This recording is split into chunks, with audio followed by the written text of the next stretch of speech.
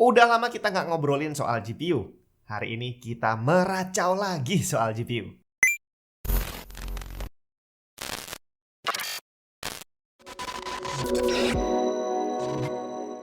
Nggak semua proyek kripto dibuat dengan serius. Buat yang pengen nyobain invest, coba cek SpideyFloki. SpideyFloki bukan cuma mencari profit, karena sebagian hasil penjualan token ini digunakan untuk membantu anak-anak yang membutuhkan di seluruh dunia lewat program charity-nya. Nggak hanya itu, SpideyFloki juga sedang mengembangkan Play to Earn mini games, di mana kamu bisa mendapat token dengan memainkan gamenya, dan juga project NFT.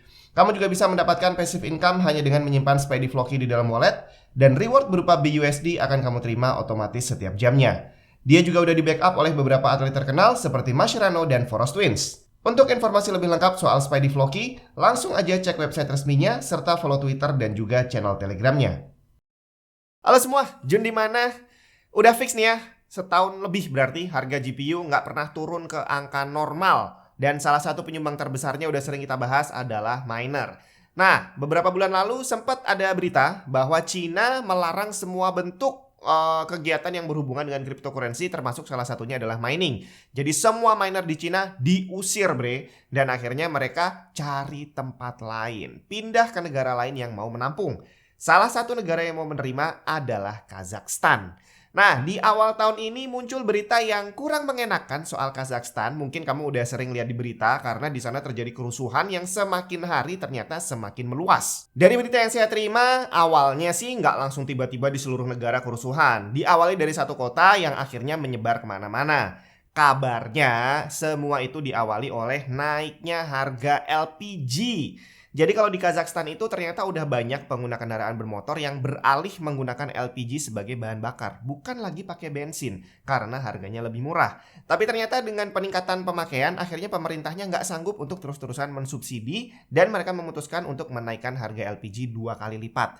Awalnya itu orang demo soal itu dan tiba-tiba berujung rusuh dan menyebar ke seluruh negara.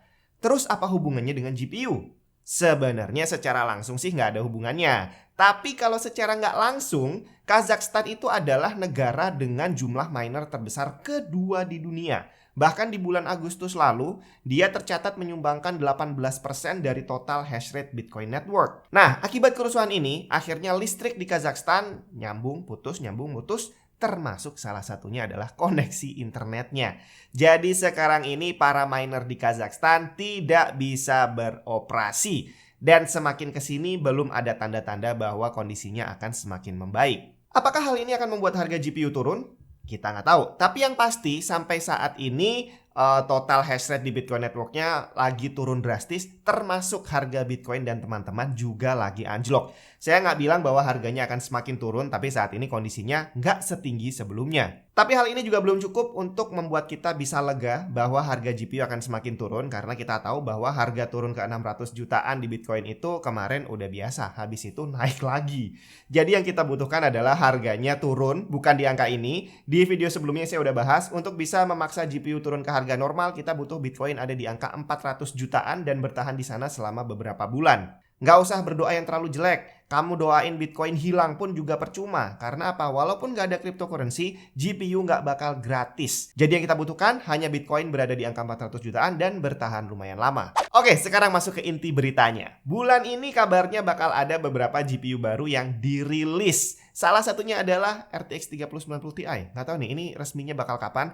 Tapi yang pasti kalau untuk RTX 3050 sama Radeon RX 6500 XT itu dikonfirm bulan ini bakal rilis. Saya nggak terlalu tertarik untuk membahas 3090 Ti. Kenapa? Karena yang pasti harganya bakal mahal banget. Yang normal aja nggak kebeli, apalagi yang Ti.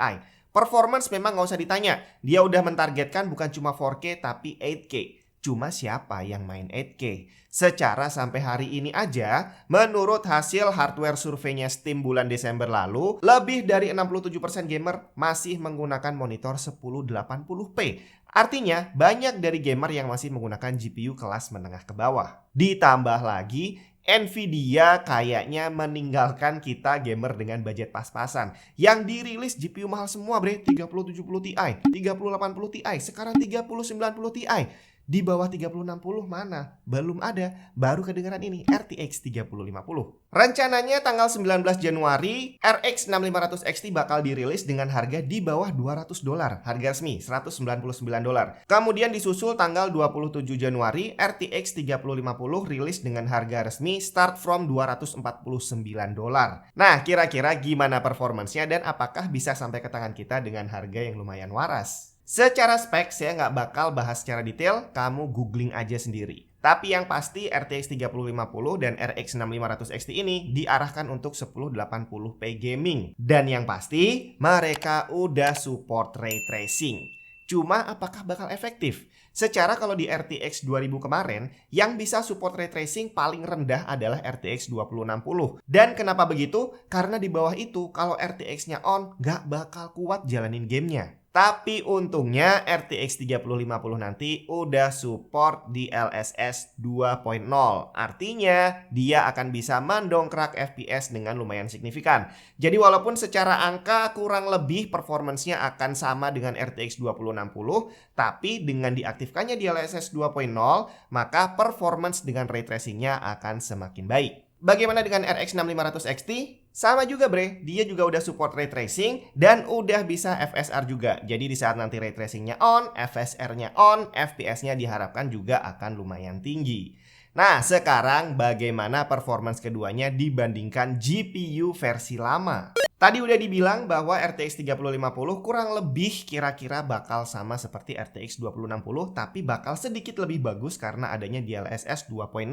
Dan dia juga udah menggunakan 8GB VRAM. Jadi kalau untuk main 1080p harusnya udah lebih dari cukup. Sedangkan RX 6500 XT ternyata dia cuma punya 4GB VRAM dan dia dibuat memang untuk menggantikan RX 570 dan juga GTX 1650. Kenapa cuma 4GB? Ini yang jadi pertanyaan banyak orang. Tapi AMD bilang bahwa lebih dari separuh gamer itu masih 1080p.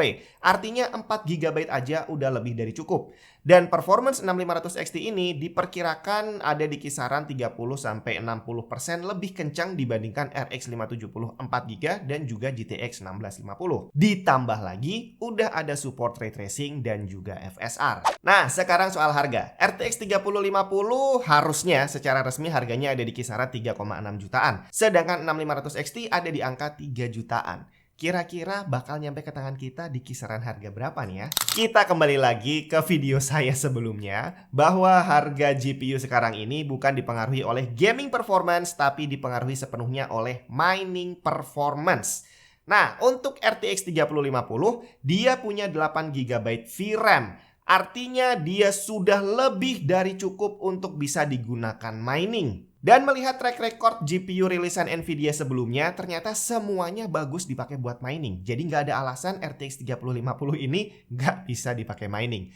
Nah, dengan tadi performancenya kurang lebih ada di kisarannya RTX 2060 yang sekarang ada di kisaran harga 10 juta, maka tidak menutup kemungkinan bahwa RTX 3050 nanti akan sampai ke tangan kita di kisaran 10 juta lebih. Dengan catatan, skema harga yang sekarang belum berubah dan harga cryptocurrency belum anjlok atau belum semakin naik. Kalau pengen tahu rumus ngitung GPU dan hubungannya dengan harga cryptocurrency, kamu bisa cek video yang satu ini. Kemudian gimana dengan RX 6500 XT? Dia menggunakan 4GB RAM, yang artinya nggak bisa dipakai mining. Bisa sih, tapi profitnya nggak banyak. Dan ini hampir sama seperti RX 570 atau 580 yang cuma punya 4GB VRAM. Harganya murah bre dibandingin yang punya RAM 8GB. Dari sini saya jadi kepikiran antara Nvidia sama AMD. Berarti siapa yang sebenarnya sayang sama gamer? Secara kalau AMD ini benar-benar bikin GPU versi murah yang nggak bisa dipakai mining dan hanya menarik untuk gamer. Terus berapa kisaran harga RX 6500 XT nantinya? Kalau di marketplace saya sempat lihat kemarin ada yang udah pasang bre, barangnya belum ada tapi dia udah pasang pasang lapak gitu ya, dipasang harga 6,5 juta. Tapi kalau menurut estimasi saya harusnya sih nggak sampai 6,5 juta. Mungkin ada di kisaran 5 juta atau lebih sedikit. Kenapa? Karena kalau angkanya menyentuh 6 juta, maka itu sudah lebih mahal dibandingkan GTX 1060 versi 6 GB. Yang mana dia masih bagus banget untuk dipakai mining. Dan nantinya 6500 XT ini kalau dipakai mining nggak akan sebagus si GTX 1060. Jadi harusnya kisaran harganya ada di sekitar 5 juta sampai 5,5 juta aja. Dan kalau sampai perkiraan harga ini nanti terbukti benar, maka bisa jadi kalau kamu pengen upgrade, opsi yang paling masuk akal adalah 6500 XT. Karena untuk 1080p gaming antara kedua GPU tadi, performance-nya ya mungkin nggak terlalu beda jauh. RTX 3050 tetap akan lebih kencang tapi nggak akan terlalu jauh. Tapi karena adanya mining ini, selisih harganya bisa jadi jauh banget. Jadi buat kamu yang sekarang lagi nabung, pengen upgrade GPU kamu ke yang versi lebih baru, tahan dulu aja, jangan dipakai belanja. Nanti begitu barangnya rilis, langsung cek di toko. Siapa tahu di saat awal-awal rilis harganya masih normal. Begitu kamu lihat, langsung hajar, beli aja. Selamat bersabar, dikit lagi, 19.27. Langsung borong.